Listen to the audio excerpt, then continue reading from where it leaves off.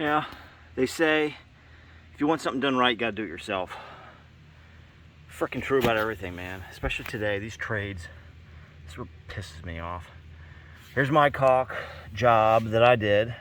Pressed in, smooth, there's no clumps. And then this is what they do. They have gaps everywhere. Clumps, gaps, clumps. I gotta scrape all this crap off. Look at this garbage. This is why I do this myself, man. You can't trust anybody to do like the simplest things right. So now I spend a couple hours of rework scraping all these seams back off. This garbage. This is infuriating.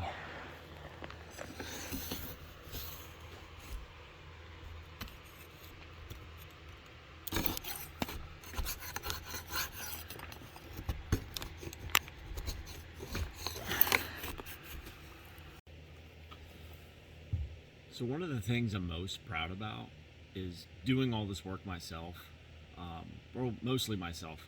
My dad has been a tremendous help. I've had friends come over and pitch in whenever I've asked. I've got an awesome circle of friends.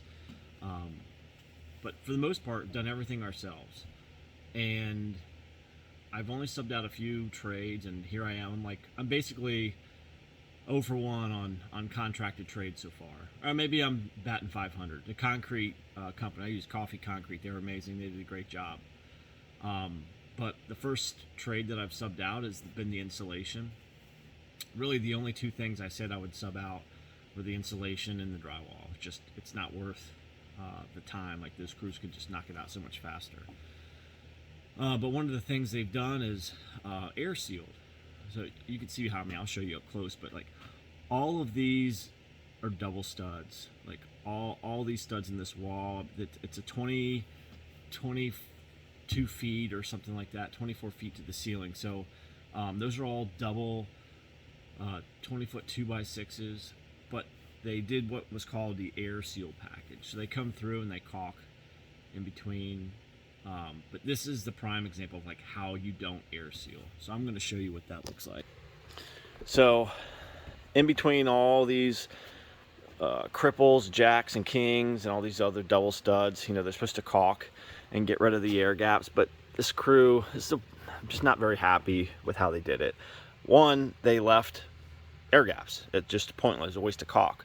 But the other part is there's enormous clumps of caulk that remain on all of these different seams. So I'm gonna have to go back through with a razor or a putty knife or whatever and scrape half of these out because they just created a huge mess. It's gonna hold out the drywall. The drywall crew will hate me if I leave it like this. So I've got a lot of work just doing cleanup. It just dissatisfying when you pay a bunch of money for professionals to come in and like there's still huge gaps. Like why even put caulk in there if you're not going to press it in? So the other thing is they didn't staple any of the fiberglass or any of the insulation. I don't know if they're going to fail me on my insulation inspection or not because it's not stapled. I know over time it could potentially sag. So I'm probably going to go back and at least put staples along the top.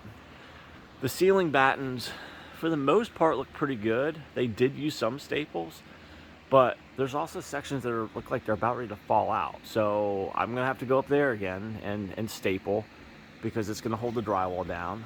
And again, I don't want those guys to hate me. Got the fan running, trying to pull out the remaining fiberglass that's in the air still. I did a lot of cleanup yesterday. But I think I'll talk a little bit more. Somebody asked about the construction, and again, this is an 8-inch wall that stepped down 2 feet at these two different sections. But again, those are 20-foot 2x6s that ran all the way up past the gable end. And I think in a different video I'll show some of the construction we did with that.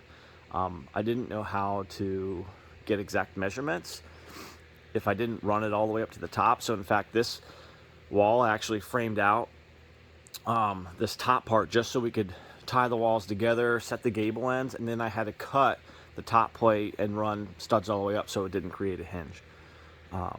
So a little bit of extra work, but I really didn't know how else to do it and get the cuts precise. So it's probably, all in all, it's stronger now since those studs go all the way up past, all the way to the top of the gable.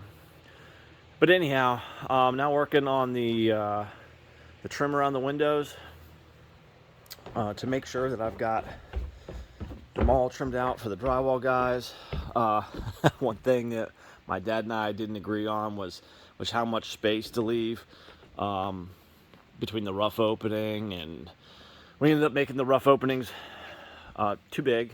I mean, which was fine. We didn't have any problems fitting the windows, but I had to fur out most of them with a piece of 3/4 after the fact. So a little bit of extra work on the finish end, but I'll get these last couple windows done, and then I'm going to come back and caulk behind these guys because, again, they did a really crappy job on the air sealing. So here's a window left to do. I was told that the garage door should still be here. It's not. You know, just one of those things. I'll probably end up having the drywall installed before the garage door's in, but for the most part, really happy to have the insulation done. A ton of exposed fiberglass, so I'm been pretty good about wearing a mask.